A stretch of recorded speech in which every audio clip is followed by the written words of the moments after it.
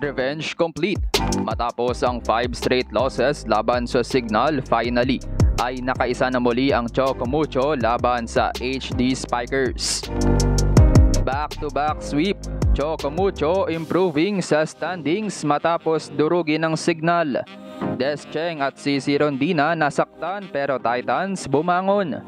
Tolentino at Wong bumabawi na.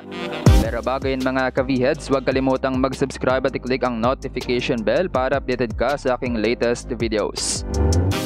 First win over Signal since April 2022 ang natamo ng Choco Mucho matapos walisin ang HD Spikers.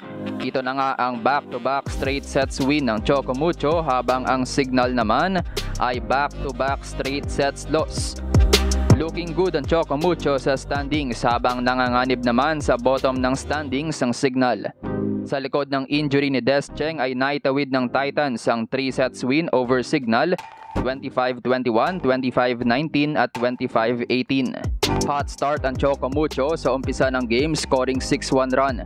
Sa likod nga yan ng slow start ni CC Rondina, committing service and reception errors.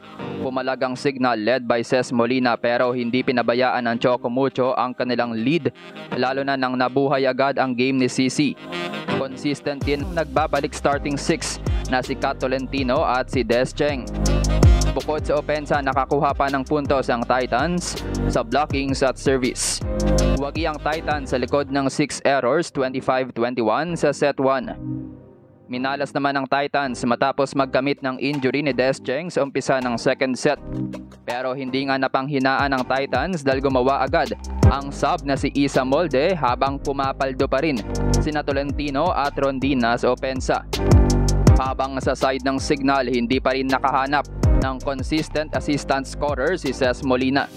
Nakapag-pull away ang Choco Mucho dahil activated ni Wong ang mga middles with Madayag and Nunag.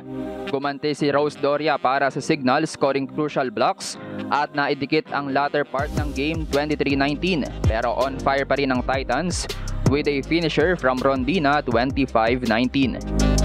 Tuloy ang momentum ng Purple Shirts sa third set dahil sa maayos na distribution ng bola ni Dina Wong habang hirap sa adjustments ang depensa ng Signal.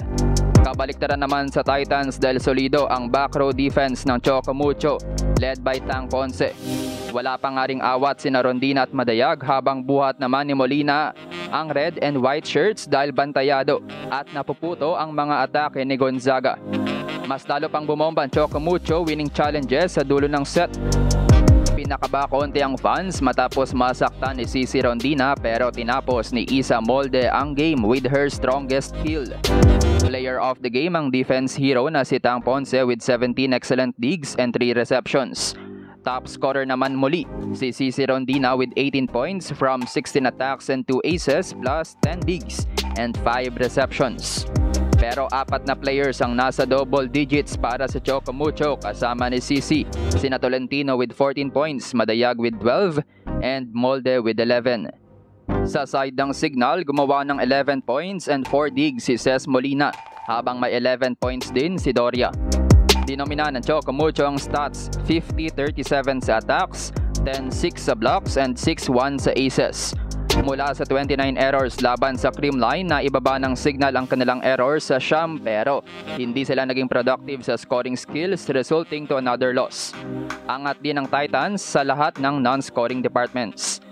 Dahil sa panalo ng Titans, tatabla na sila sa rank 4-6 kasama ang PLDT at Cheritigo with 2 wins, 1 loss at 2.33 sets ratio.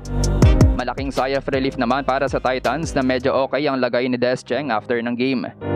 Sa kabilang side, nasa unfamiliar territory ang Signal dahil nananatili sila sa 9th place, losing back-to-back sweep loss mula sa magkapatid na Creamline at Choco Mucho.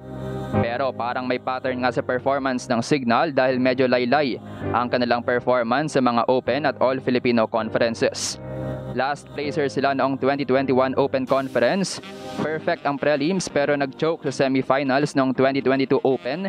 Habang nitong 2023 First All Filipino naputol ang kanilang medal streak matapos maging 6th placer. At ngayon nga kita sa kanilang body language na mabilis kumalas ang team. Anyway, masusubukan ng Steel Rodless Signal laban sa Dark Horse Akari team ngayong October 31 Martes 6pm. Habang susubukan ng Titans na ituloy ang kanilang winning streak sa 3 laban sa Rookie Galleries team ngayong November 2 4pm.